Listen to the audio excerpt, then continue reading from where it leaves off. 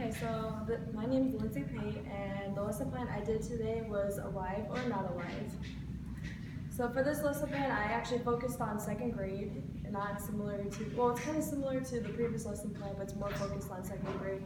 It usually will only take one class period to finish this, and I added a standard to it since the lesson plan that I grabbed this from didn't actually have a standard. So I grabbed it from the Indiana Physical Science Standards and plan and conduct an investigation to describe and classify different kinds of materials by their observable properties.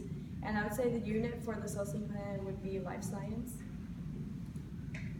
For students' prior knowledge, what I would do to start off with is I would show them like a short little video to get them into the thought process of what is alive and not alive, and to help re-jog their memory of it. Then next I would tell the students like what they think is their own definition of what alive and not alive is. And then for objectives, they only gave you one objective, but I decided to change it into my own words so it would actually be able to be measurable. So I changed it to say students will be able to classify what is living and not living by identifying objects. And I would say this is educationally meaningful for students just because like this is something really important that you need to know for like everyday life. And for materials, it's just pretty simple. All you need is index cards, colored construction paper, glue sticks, chart paper, markers, pictures of living and non-living things. What I would do is that if you don't have chart paper, you can always just use like a chalkboard or like a screen, interactive board, or anything like that. For procedures, it's all like very clear and concise. What they do is that they separated the whole lesson plan into 6 different parts.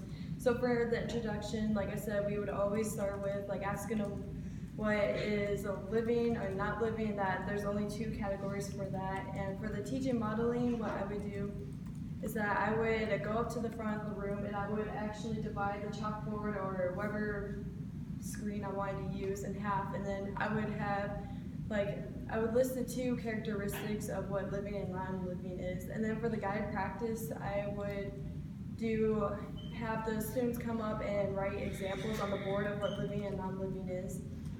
And then for the independent working time is when the students will take the index cards and separate them in half and then write 5 examples of what living and non-living things are and draw a picture of it. And then after that, they will take it onto a construction piece of paper and then glue it on there. And then once they're all finished with that, I will walk around and I will help correct them if there was anything wrong with it or anything of the sort. And then if this lesson plan was a little too easy for some students, then what I would add on to that was having them list like 5 different living things in different kinds of biomes, like desert, Antarctic, stuff like that.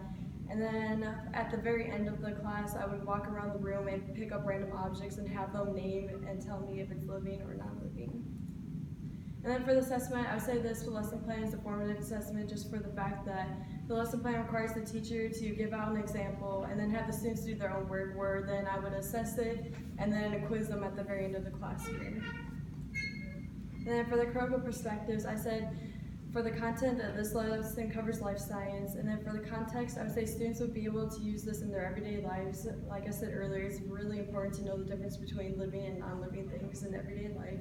And for the critique, I would say it could be used for profit motive due to the fact that scientists nowadays are using like lab-grown like meat and like food instead of actually growing them in like fields, like farms and gardens and stuff like that. And that is it for my lesson plan. So if you guys have any questions, feel free to ask.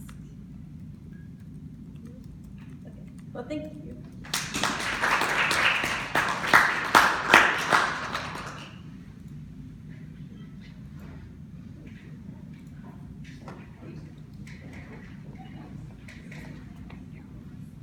Thank you.